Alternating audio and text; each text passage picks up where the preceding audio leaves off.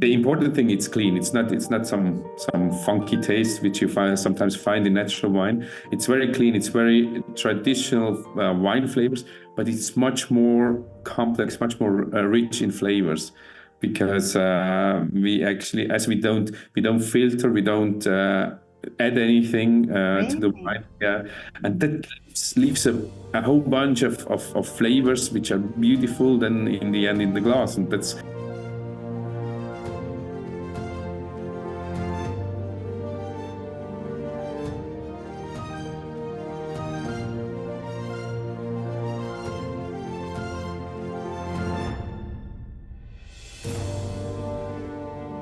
Good morning, Jonas. Yeah, good morning, Petra. It's so great to meet you here on Zoom. Yeah, thank you very much. It's great to be here. I was looking forward to it. Yeah, me too. And you've got such a beautiful setting. I mean, perfect. It's a winemaker setting. It couldn't have been more perfect. I love it. But Jonas, I must admit, when I read about your winery, I really didn't expect it to be in Zurich. And my daughter actually, she's in Zurich frequently, because she's a flight attendant. And when I said to her last night, I'm going to talk to you, and you have a winery in Zurich, she's like, where? Yeah, that's it's very small. That's why you probably, you don't see it like from the plane. Oh yeah, probably, yeah. Yeah, But you're yeah. Sorry? No, you're quite near the Zurich Lake. Yeah, I can see on the lake from here, actually. Wow. Yeah, yeah, I'm about 100 meters away. Wow. So is this a family farm, or how did you get to farm there? No, it became a family farm 2022 when I took it over. Oh, I see. Before from another family for about 350 years, and I could buy it out. Wow. Yeah. A lot of history you bought.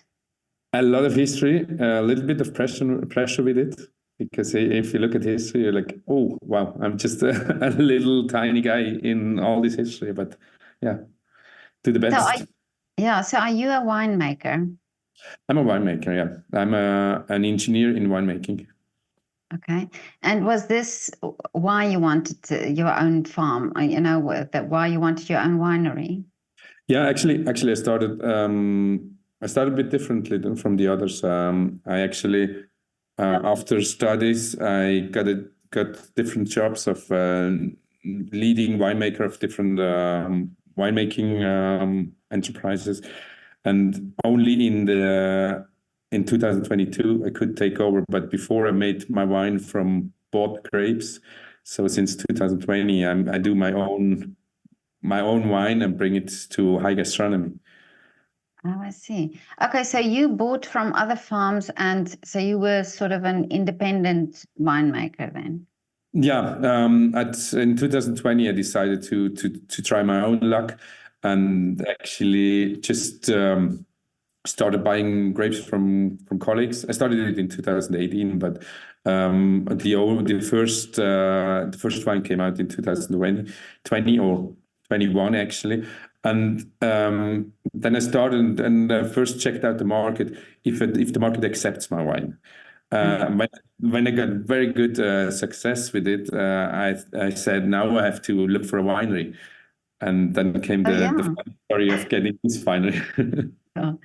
But I also spoke to South African winemakers who do it this way, you know, like they don't have the farm, but they go to other farms and buy the grapes. But now you must have had, do you have to then also rent cellar space to make the wine?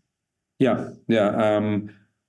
I mean, the story of buying grapes is good, but it's not complete. For a winemaker like me, I just need the soil. I need the whole natural process to get there. And then when I got the farm, the vineyard, there was no cellar with it. So we have this very beautiful shared economy. We are four winemaker under one roof. and making everyone works for himself, but we exchange a lot of know-how, of tasting. Okay. So very beautiful thing. And so we have the possibility, because I couldn't install myself from scratch a winery. It's very, very expensive. So I could rent me in there. But now you have your own cellar, so you only produce your wine there.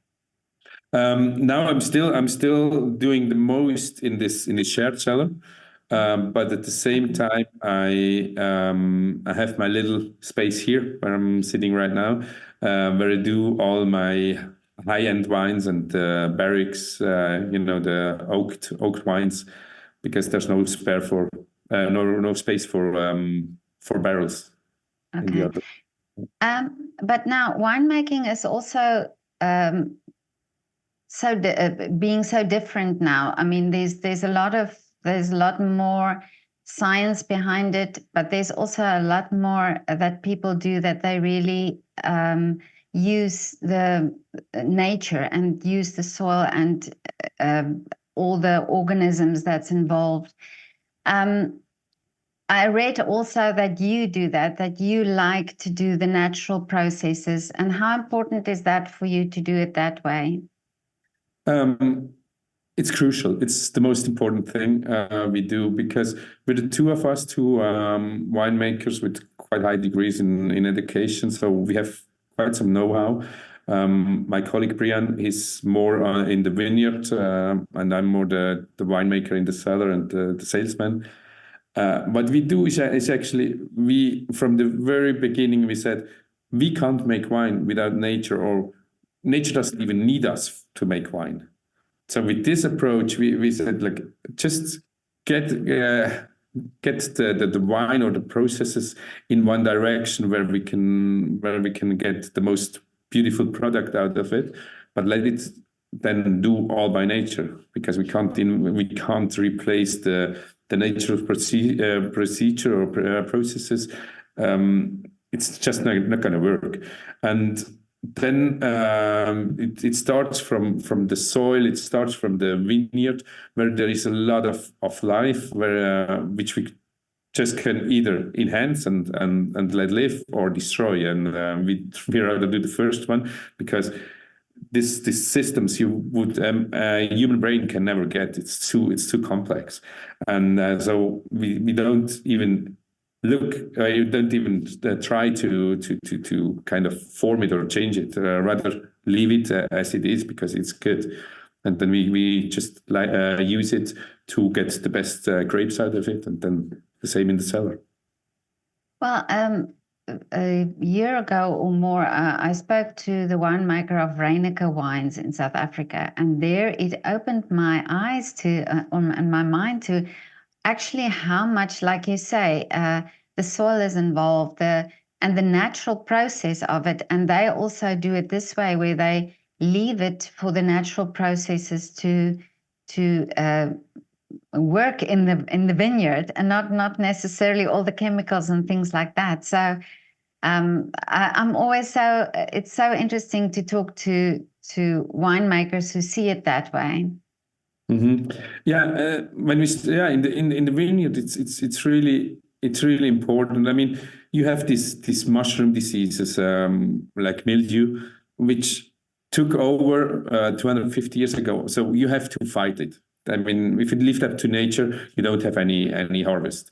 So you have to spray against these diseases, but you can spray in different ways. You can go with the most powerful, most chemical products, or you can make your products in a natural way. We actually prepare our products in a biodynamical way. It's a little bit like the medicine of the grandmothers. They always had something with natural products which really helped, which really worked. And we forget about it and got now driven by pharma. But what we want to do in our vineyard is just going back. We go and look for the right leaves. We then ferment it, and make our own products, our own. We use still a little bit of sulfur and copper, which is not replaceable for the moment. Probably it is soon. There's very good researchers on that. So that's what we do out in the vineyard, and then we do a lot of selection of the grape to get the best, only the best and the healthy grapes in there. And here in the cellar, many customers are asking, "What do you do in the cellar?" And I say, "Nothing. I can't even say." Really? I do nothing. I sometimes change the wine from one barrel to the other. I think when fermentation is over, I probably take the leaf out, the yeast out, and then leave just the wine in the barrel. But that's all. I don't think a human can do better than nature can. So I Yes. rather leave it to nature. That's true. Well, I love the concept of fermenting because I ferment vegetables at home. Yeah. So, but I know what you're talking about. It's literally putting it in the container and it does its own thing, you know. And I love that approach to winemaking as well because, of course, like you say, it's nature and then nature gives you the best product in the end. Yeah, that's it. I just came back from quite a successful roadshow in Belgium with my wines. Was until yesterday there. I had access to most 2 and 3 stars restaurants there, and they just celebrate this kind of wine because Really? the important thing, it's clean. It's not some funky taste which you sometimes find in natural wine. It's very clean. It's very traditional wine flavors, but it's much more complex, much more rich in flavors, because we actually, as we don't filter, we don't add anything to the Really? wine. Yeah, and that leaves a whole bunch of flavors which are beautiful then in the end in the glass, and that's why. Especially people or sommeliers from 2 and 3 stars restaurants, they celebrate flavors in their cuisine, and so they celebrate it as well in the glass, and that's where. Of course. Yeah. Yeah. But do you think the consumer is that we've been manipulated, our tastes have been manipulated by all these, shall I say, cheaper and quick wines, you know, the wines that are made to be drank and just cheaply bought, but that our tastes have been manipulated by that? I think that happened in quite in various industries. We have fast fashion, we have fast food, we have fast wine. I mean, we have even the taste of fashion changed, and we never questioned that. But it changed a lot. Before it was like long-lasting fashion, which was not which was beautiful, but it didn't change all 3 months. Yeah. So Oh, yeah. Yeah. and so it's a little bit the same, or a little same tendency with wine and with other agricultural products. We want it fast, meaning fermenting, probably harvesting. In our case, let's say September, October. Then until Christmas, we need it finished. In January, we bottle it, and in February, people drink it. This is too fast for having all the processes, the natural processes to produce or to release flavor. So yeah, we definitely are get used to simpler products in winemaking and everything. Yeah. But I also spoke to a winemaker a while ago who said that we also drink differently, whereas previous, 100 years ago, people only drank with occasions or, not as much as we do now. And maybe that is also the demand for more quicker wine. Yeah, that's definitely a point. I think that's mostly with the large producers. They have this market segment. Me as a very small producer, I mean, I do 20,000 bottles a year. I don't get even there. I think I don't even have to think about of serving the masses with not so expensive wine, everyday's wine. So I have the luck to really go and make each wine with a personality, with a lot of taste, and probably a little bit higher price as well. So you do nature's artwork. No, nature does the artwork. I do. I'm just there. You make the barrel, or you give the barrels for the artwork to be Yeah, created. and the bottle it in the end. Yeah, yeah. But now, talk about the bottle and the labels. How did you come up with the design of the labels?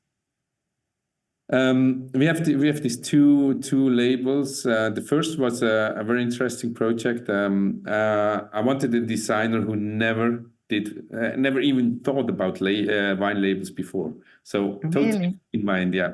Yeah.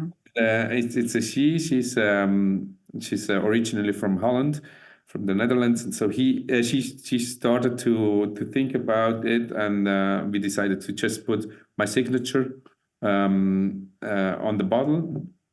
But then we invested more in looking for sustainable products for making the label than all the rest. So, but in the end, what we got is a paper which is 30% upcycling product, meaning 30% is the leftover of wine pressing.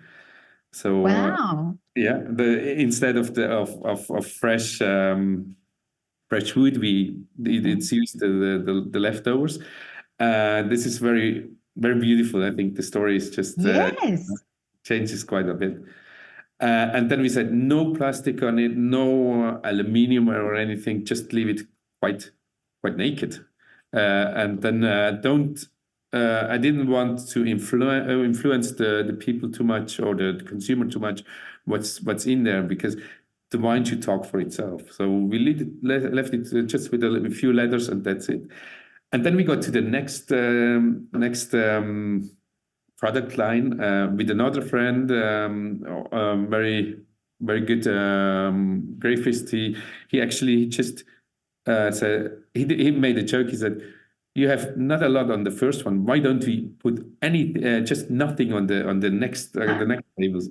What we did in the end is we just did a little monogram with two letters in the edge, and the rest we left white. So it's the Wow. monogram of the grape variety. So the grape variety presents itself with a monogram as an artist would, and then it's all. Yeah. But that's so wonderful, because I mean, you just thought of everything to this final detail. But it's true, because it's almost like like you work with nature, and you give nature the possibility to create the wine, and so you don't fuss with the label as well. I love it.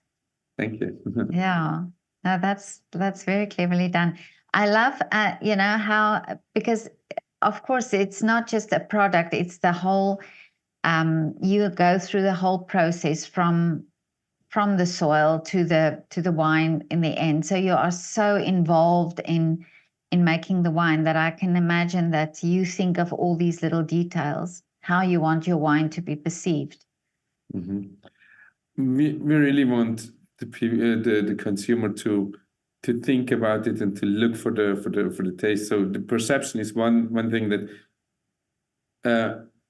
I won't say wine is always a good product, because we have we the stories with alcohol and the consumption of alcohol, but we want to go as far as possible that it stays natural, that it is not a harmful product for us.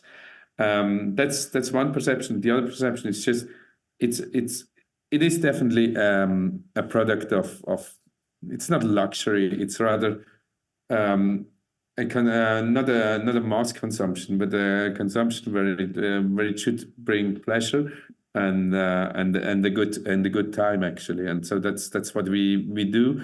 We motivate the people to to lean back, take a moment, and really search for the flavors in there. And this gives so much pleasure, and even to non professional tasters, people can really get pleasure with a glass of wine. Yeah, but it's also this idea of the process, that we grab the bottle from the shelf, but we don't always understand the process and how long it takes for a vineyard to grow and to actually produce the wine, and the care that is given to the vineyard, and then it's great if the wine then tells this story almost, that it's been done with care and it's not just an instant thing. Yeah, sure. I mean, that's we really get a great chance to get a piece of land, which now for the next few years, or probably quite a few years, we can do our work and make wine out of it. And we want it sustainable in a way that it gets even better in health than when we took it over. And I think that goes all through to the consumption. And we really want to tell the people, please be aware what we're doing. I mean, we go now and start recollecting the bottles to wash them and to reuse them, and all these things should be, just for me, it should just be normal and considered when you consume something. And it's not only wine; it's all over. But we had quite a few generations who went in another direction, and I think now the very young generation goes in this direction. Yeah, I think so too. It's usually the younger winemakers that I talk to that have this approach. But now tell me the age of your vineyards. Are they old vines? we have everything. We have from 3 years old to 60 years old, and Wow. and that is quite amazing. The having 60 years old wines is such a beauty, and it's white wines. Usually, white wine crops, they just got changed. I mean, they just get replanted by 30, 40 years.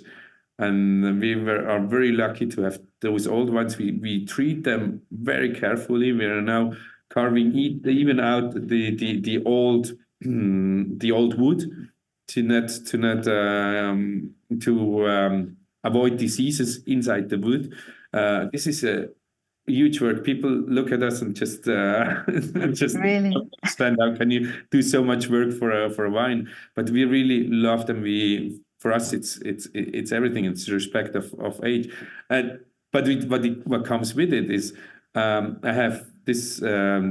These wines are from the variety Riesling, which is only local, and have young wines from the same variety.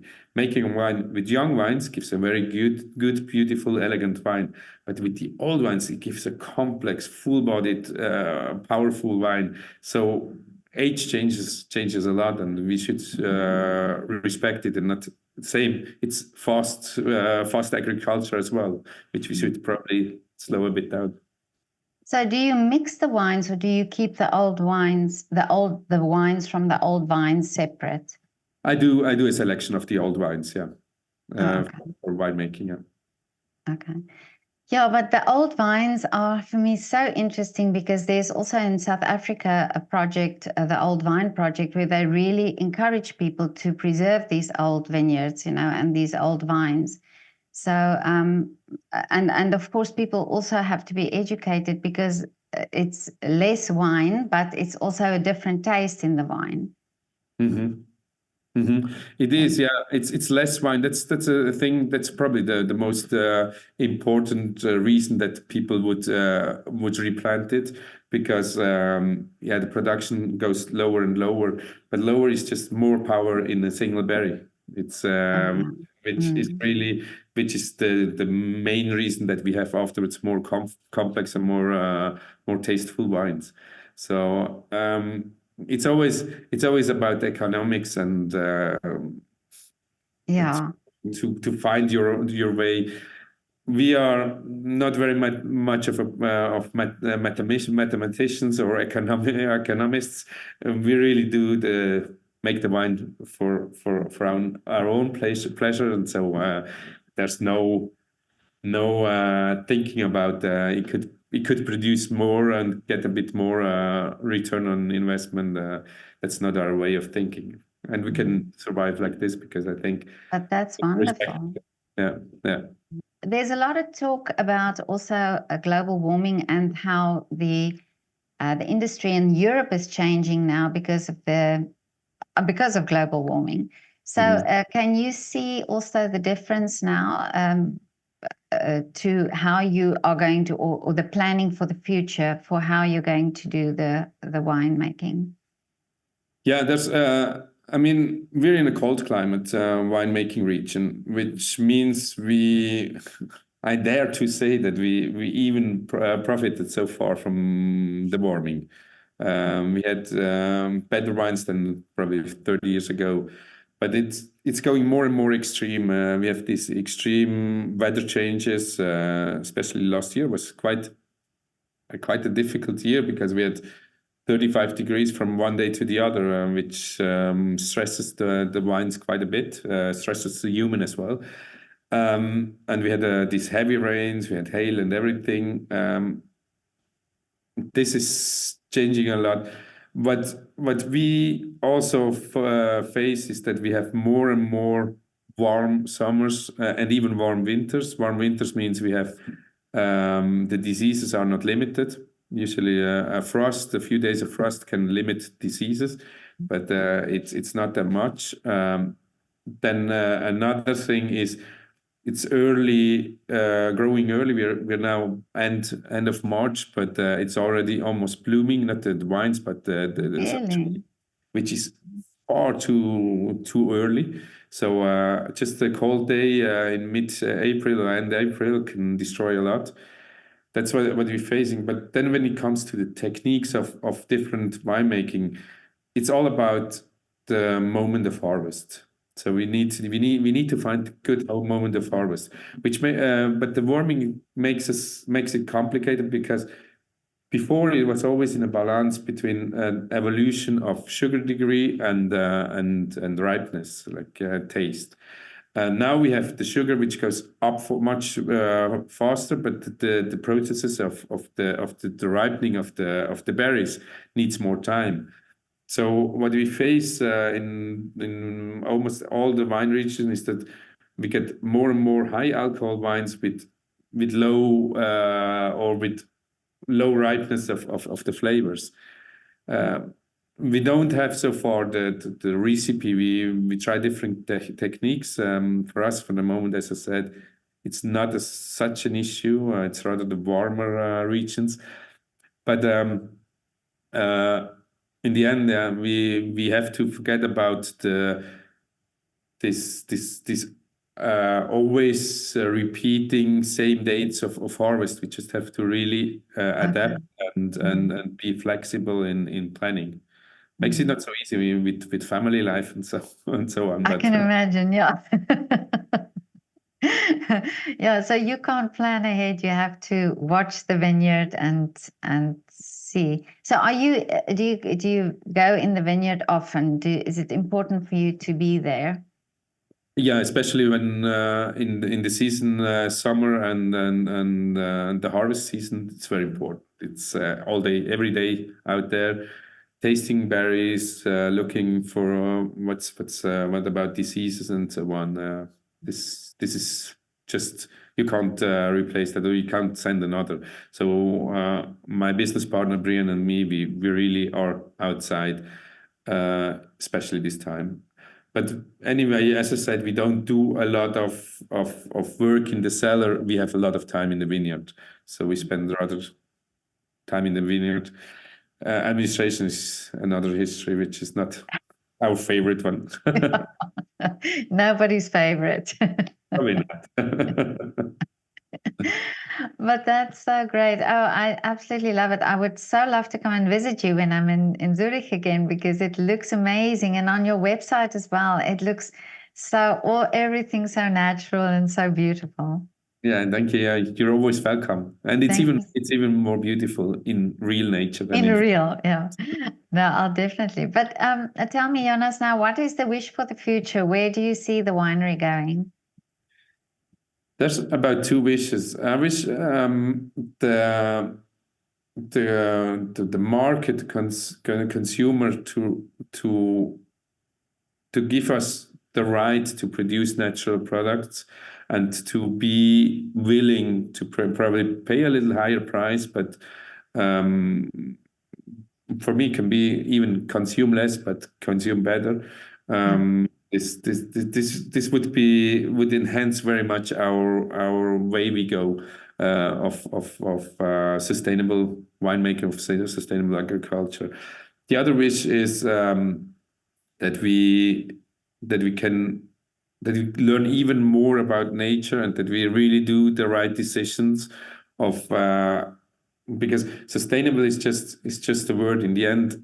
We don't understand all the processes and we have to take decisions, and I hope a lot for us that we take the right decisions to help nature to recover where needed or to stay healthy where it is already healthy. But it's true what you're saying, that people are more aware, and I see it myself. In the past, I've also spoken to winemakers, and the moment they talk about their wines, I'm interested in tasting the wine, because then you know the story behind the wine, or you know something about the wine, or the processes of the wine, and I think it makes you then also you're willing to pay more because you understand what the story is behind the wine. So I think that education, sort of that consumer education, is very important. Yeah, definitely. It goes only. You can't. It's always the both sides. It's not only the production side. It's also the market side. And as long as we kind of, as long as we really succeed in communication, then it works. But we see a few examples in production that production and consumption does or consumer doesn't don't really interact, don't really communicate, and then it goes in the wrong direction.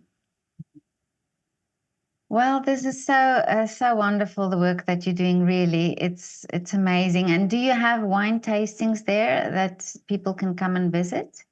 Yeah, we do quite a few wine tastings. As we are just the two of us, we don't have kind of an open shop all the Oh, time, yeah. or we have on our website we have tasting dates where we open the cellar and people can come and taste. We have even this after work tasting once a month.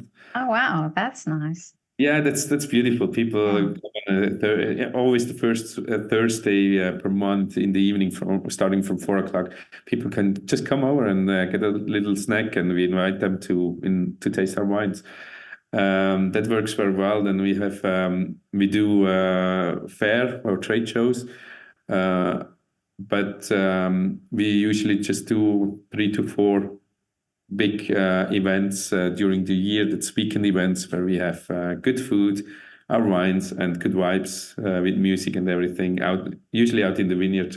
That's the most beautiful. That is amazing. Oh, that must be such a great experience to have the wine in the vineyard. Yeah, But I forgot to ask you one question. Jet wine, where does the name come from? Jet is actually it's nothing to do with airplanes. It's just Okay. my initials, Jonas Ettlin. Oh, I see. Okay. So, And here you got it. It's and the other way around, but it's just my signature. oh, I see. Okay. Because when I bought Grape, I said, "You got these famous chefs who buy ingredients and make their signature dish. So I do the same with wine." But Jonas, thank you so much for your time. It was so lovely to talk to you. Yeah, same. Thank you very much. I had a really good time. Thank you.